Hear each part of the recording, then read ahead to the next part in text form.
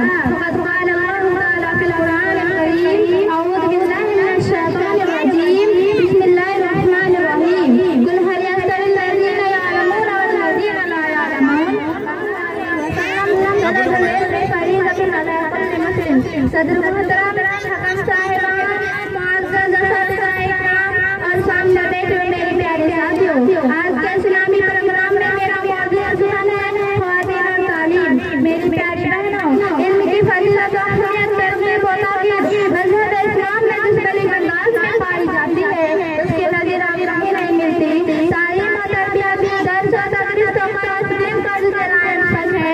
कुरान करीम के तकरीबन 70,000 अल्फाज जो अल्लाह ने मोहम्मद सल्लल्लाहु अलैहि वसल्लम के करीब मुबारक पर नाज़िल किया वो इकरार है, यानी ये नबी आप पढ़िए। और कुरान करीम की 6,000 आयतों में सबसे पहले जो 5 आयतें नाज़िल हुई वो भी मसलक के मुताबिक है।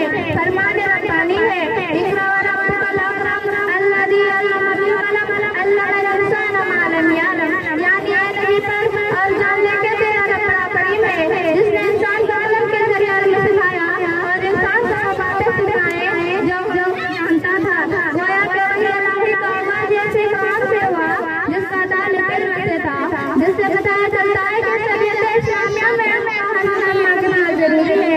अजीज सामियात, दीन का यह हर मुसलमान मर्द और औरत दोनों पर वाजिब जरूरी है।